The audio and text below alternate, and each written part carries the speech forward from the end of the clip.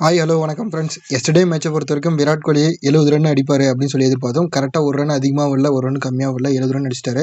அதே போல் ஆர்சிபி மேட்சஸை பொறுத்த வரைக்கும் கோலி, டூப்ளசி, வில் ஜாக்ஸ் 3 பேர் வந்து மேட்ச் முடிக்கிற மாதிரி பிடிஷன் கொடுத்துருந்தாங்க. கரெக்டாக அதே மாதிரி ஆகிட்டாங்க. நைட் மேட்சை பொறுத்த வரைக்கும் ரெக்கார்டை பொறுத்த வரைக்கும் எஸ்ஆர்ஹெச் பக்கம் இருந்தாலும் சென்னை வின் பண்ணுற மாதிரி இருந்தால் ருத்ராஜ் கைக்வாட் 100 ரன் அடிக்கணும்னு சொன்னேன். 98 ரன் அடிச்சிருந்தாரு.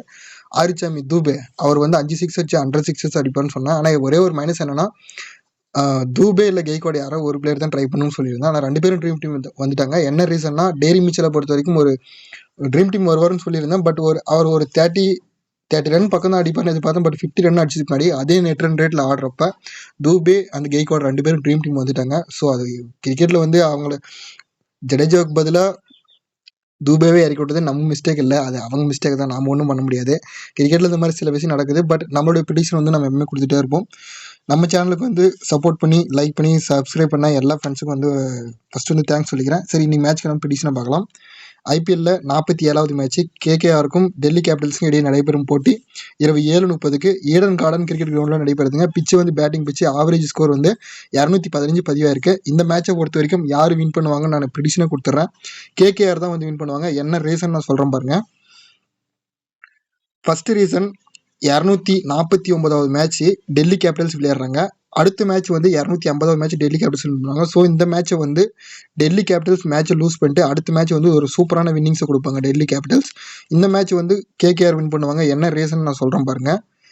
ஃபர்ஸ்ட் பர்சன்டேஜ் வைஸ் அதிகமாக இருக்கக்கூடிய பிளேயர்ஸ் யாருன்னு பார்க்கலாம். அதுக்கப்புறம் இந்த மேட்ச்சுக்கு என்னோட டீமில் யார் கேப்டனாக ட்ரை பண்ணுறோன்னு சொல்லிடுறேன். அதுக்கப்புறம் ஏன் கேகேஆர் வின் பண்ணுவாங்கன்ற ரீசனும் நான் உங்களுக்கு சொல்லிடுறேன்.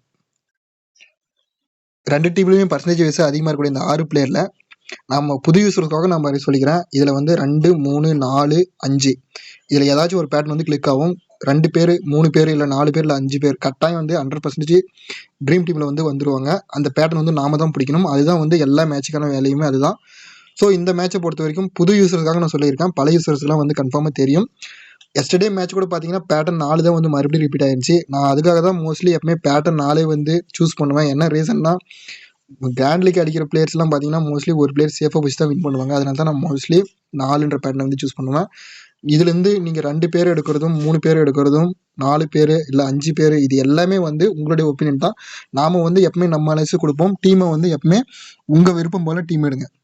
ஃபஸ்ட்டு வந்து இந்த டீமில் நான் யாரை எடுக்கிறேன் அப்படின்னு பார்த்தீங்கன்னா, ஆண்ட்ரே ரசல் தான் எடுக்கிறேன். என்ன ரீசன்னா, இன்றைக்கி வந்து ஆண்ட்ரே ரசலுடைய பர்த்டே.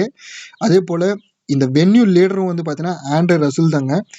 மொத்தம் 41 மேட்ச்சில் 932 ரன் அடிச்சிருக்காரு. ஜஸ்ட்டு ஒரு 68 ரன் அடித்தா போதும் 1000 ரன்களை வந்து இந்த வென்யூவில் மட்டுமே அடித்த ஒரு வீரன் சொல்லிட்டு ரெக்கார்டு வந்து ரீச் பண்ணுவார்னு நான் எதிர்பார்க்குறேன். அதனால் என்னோட டீமில் வந்து ஆண்ட்ரே ரசலை கேப்டனாக வந்து சூஸ் பண்ணுறேன். வருஷம் ஆண்ட்ரே ரசல் வந்து அவர் பர்த்டே அன்னைக்கு பார்த்தீங்கன்னா அந்த ஹிஸ்ட்ரியை செக் பண்ணி பாருங்கள், ட்ரீம் டீம் கேப்டனாக வந்திருப்பாரு. நான் எப்பயுமே அதான் ட்ரை பண்ணுறேன். இந்த வருஷமும் அதுதான் ட்ரை பண்ண போகிறேன். ஸோ ட்ரீம் டீம் கேப்டனாக ஆண்ட்ரே ரசலை தான் ட்ரை பண்ண போகிறேன். அடுத்து இன்னொரு ரெக்கார்டும் இருக்குது. ஓவராலாக ஐபிஎல்ல மட்டுமே 2441 ரன் அடிச்சிருக்காரு. ஜஸ்ட்டு ஒரு 59 ரன் அடித்தா போதும் 3000 ரன் வந்து ஆண்ட்ரே ரசல் வந்து ரீச் பண்ணுவார். என்னோட டீமில் வந்து ஆண்ட்ரே ரசல் தான் இன்றைக்கி கேப்டனாக ட்ரை பண்ண போகிறேன். அடுத்த பிளேயர்னு பார்க்குறப்ப ஃபேண்டசி டாப் பிக்ஸை பார்த்தலாம். நம்ம சுனில் நரேனும் ரிஷப் பண்ட் 2 பேர் தான் இருக்காங்க ஃபேண்டசி டாப் பிக்ஸில். ஆனால் இந்த மேட்சை பொறுத்த வரைக்கும் இந்த 2 பேரில் யாராச்சும் ஒரு பிளேயர் வந்து கண்டிப்பாக ஃப்ளாப் ஆயிடுவாங்க. அதுதான் நான் எதிர்பார்க்குறேன். என்ன ரீசன்னா, நேற்று மேட்ச்சில் ஜடேஜா, கிளாசன் 2 பேர் வந்தாங்க. நேற்றே ஒரு பிளேயர் ஃப்ளாப் ஆகிற மாதிரி தான் நான் எதிர்பார்த்தேன். பட் 2 பேரும் டீம் வந்துட்டாங்க. இன்றைக்கி மேட்சை பொறுத்த வரைக்கும் இந்த 2 பிளேயரில் ஒரு பிளேயர் ஃப்ளாப் ஆவாங்க அப்படின்னு சொல்லிட்டு ஒரு எதிர்பார்ப்பு.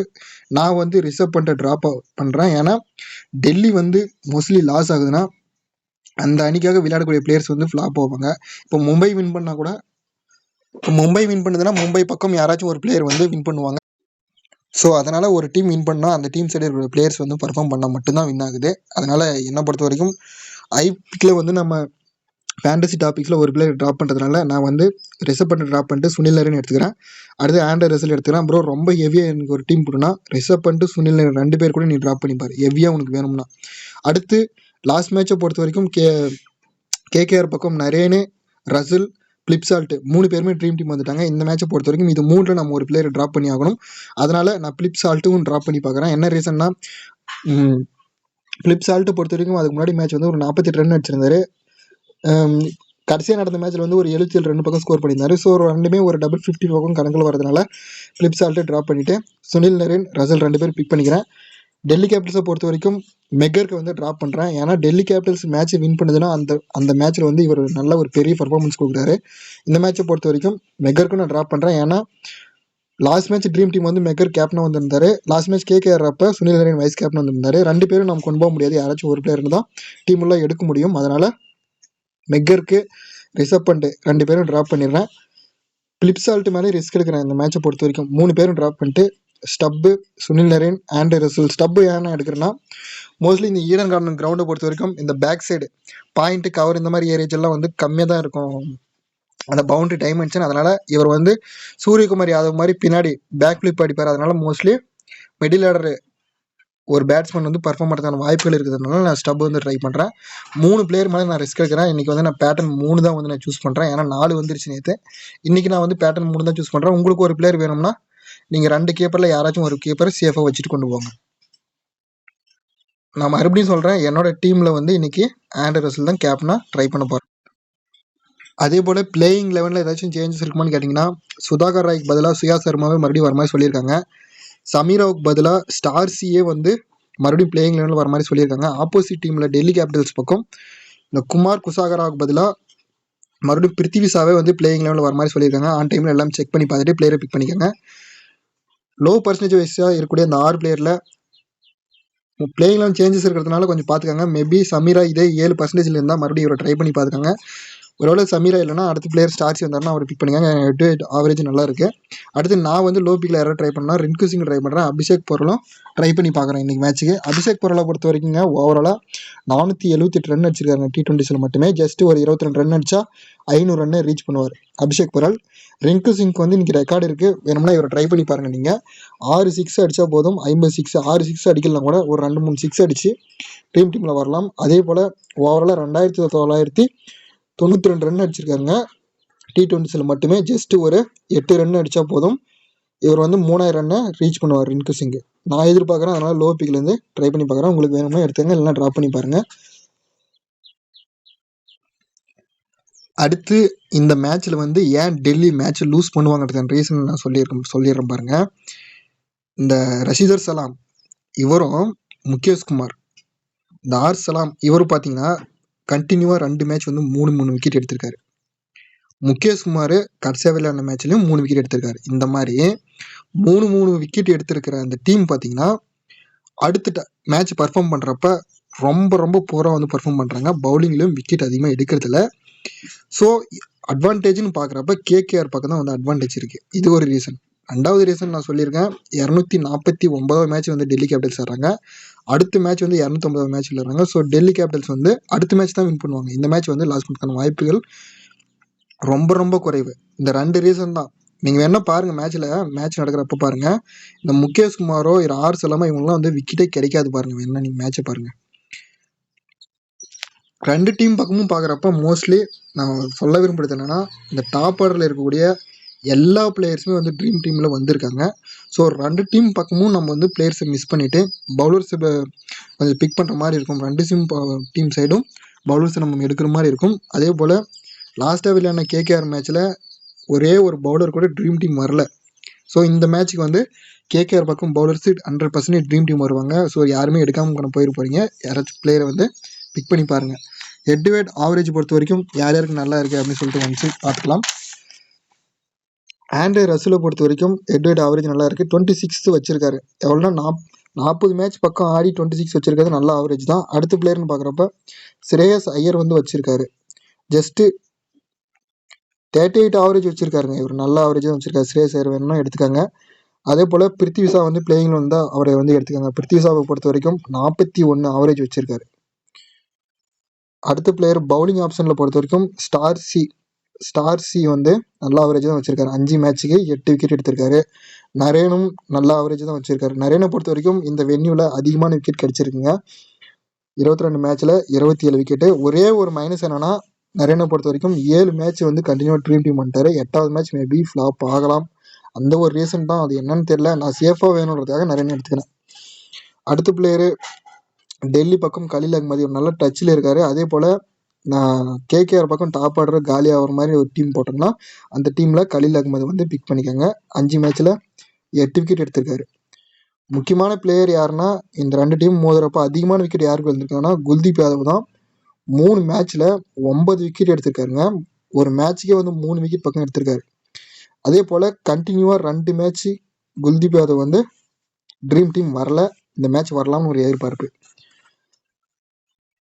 அடுத்த பிளேயர்னு பார்க்குறோம் வருண் சக்கரவர்த்தி. டெல்லி கேபிட்டல்ஸ்க்கு எதிராக விளையாடின மேட்ச்ல எல்லாம் மோஸ்ட்லி 3 விக்கெட் 2 விக்கெட் இந்த விதம் எடுக்கிறாரு வருண் சக்கரவர்த்தி. ட்ரை பண்ணி பாருங்க. இன்னொரு பவுலர் கேகேஆர் பக்கம் ட்ரை பண்ணி பார்க்கலாம். ஹர்ஷத் ராணா வந்து ட்ரை பண்ணி பாருங்க. ஏன்னா ஓவராலாக ஐபிஎல்ல மட்டுமே 46 ஓவர் வந்து பவுல் பண்ணியிருக்காரு. இந்த மேட்ச் 4 ஓவர் பவுல் பண்ணுறப்ப 50வது ஓவர் வந்து பவுல் பண்ணுவார். இந்த கெஸ்ஸிங்கில் நான் சொல்கிறேன் ஹர்ஷத் ராணா வந்து ஒரு விக்கெட் பக்கம் எடுக்கலாம் அப்படின்னு ஒரு எதிர்பார்ப்பு. ஏன்னா டெல்லி வந்து மோஸ்ட்லி லூஸ் பண்ணுறதுனால கேகேஆர் பவுலர்ஸ் வந்து மோர் இம்பார்ட்டன்ட் கொடுத்து டீம் எடுங்க. அடுத்து பர்சன்டேஜஸ் அதிகமாக இருக்கக்கூடிய அந்த 11 பிளேயர்ஸில் நான் யார் யார் மேலே ரிஸ்க் எடுக்கிறேன்னு நான் சொல்லிடுறேன். அப்படி இன்னொரு விஷயமும் சொல்லிக்கிறேன். ஸ்ரேயஸ் ஐயரை பொறுத்த வரைக்கும் 2994 ரன் அடிச்சிருக்காருங்க ஓவரால் ஐபிஎல் மட்டுமே. ஜஸ்ட் ஒரு 6 ரன் அடித்தா போதும் 3000 ரன் வந்து ரீச் பண்ணுவார். நல்ல டச்சில் தான் இருக்காரு. இன்னொரு பிளேயர்னு பார்த்தீங்கன்னா வெங்கடேஷ் ஐயர் ஒருத்தர் இருக்காரு. ஸோ ஸ்ரேயஸ் ஐயர் வெங்கடேஷ் ஐயர் யாராச்சும் ஒரு பிளேயரை டீமில் வச்சுக்கோங்க. ஏன்னா அடுத்த பிளேயர் நம்ம பவுலர்ஸ் இருக்கிறதுக்கு பவுலர்ஸ் வேணும். ஸோ அதனால் ஸ்ரேயஸ் ஐயர் வெங்கடேஷ் ஐயர் யாரோ ஒருத்தர் வந்து பிக் பண்ணிக்கோங்க. வெங்கடேஷ் ஐயரை பொறுத்த வரைக்கும் 2 4 அடித்தா 104 வந்து ரீச் பண்ணுவார். 2 6 அடித்தா 56 வந்து ரீச் பண்ணுவார். டச்சில் தான் இருக்காரு. வேணும்னா ஸ்ரேயஸ் ஐயரை ரிமூவ் பண்ணிட்டு கூட நீங்கள் வெங்கடேஷ் ஐயரை எடுத்துக்கோங்க. அதே போல் வெங்கடேஷ் ஐயருக்கு இன்னொரு ரெக்கார்டு என்னன்னா 2427 ரன் அடிச்சிருக்காரு ஓவரால் T20s. 63 ரன் அடிச்சா 2500 ரன் வந்து ரீச் பண்ணுவார். 63 ரன் அடிக்க முடியுமான்னு தெரியல. ஏன்னா நான் ரசிலை பேஸ் பண்ணி போகிறதுனால சும்மா ஆஸ் ஏ பிளேயரை வேணால் பிக் பண்ணி பார்க்குறேன்.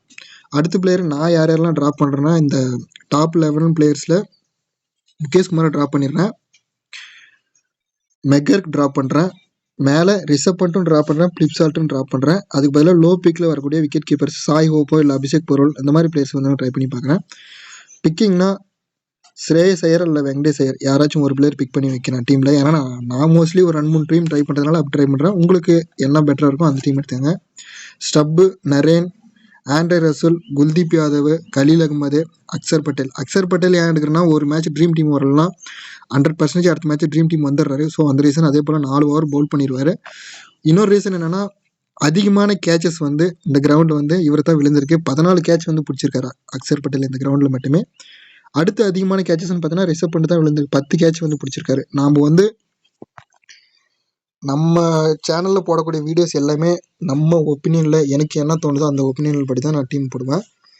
மேபி நான் சொன்னக்கூடிய இந்த பிளேயர்ஸில் யாராச்சும் ஒரு வேளை ஃப்ளாப் ஆகிற மாதிரி உங்களுக்கு தோணுச்சுன்னா தாராளமாக அந்த பிளேயரை கட் பண்ணிவிட்டு வேறு பிளேயரை வந்து பிக் பண்ணிக்கோங்க. ஏன்னா கிரிக்கெட்டில் வந்து மோஸ்ட்லி எப்படி வேணால் நடக்குது. அதனால் உங்கள் அனாலிசிஸ் படி எப்பவுமே டீம் எடுங்க. தேங்க்ஸ் ஃபார் வாட்சிங். அதே போல் யாராச்சும் ப்ரைம் கொடுக்குறேன் அப்படின்னு சொன்னாங்கன்னா ப்ரைம் பக்கம் போகாதீங்க. அது வந்து வேஸ்ட். ஏன்னா உங்களுக்கே தெரியும் எவ்வளோ விஷயங்கள் வந்து கிரிக்கெட் நடக்குது. ஒரு நுண்ணிப்பாக வந்து கவனித்தா மட்டும்தான் வின் பண்ண முடியும். அதனால் ப்ரைம் பக்கம் போகாதீங்க. நம்ம சேனல் சப்போர்ட் பண்ண எல்லாருக்குமே மிகப்பெரிய நன்றிகள். தேங்க்ஸ் ஃபார் வாட்சிங்.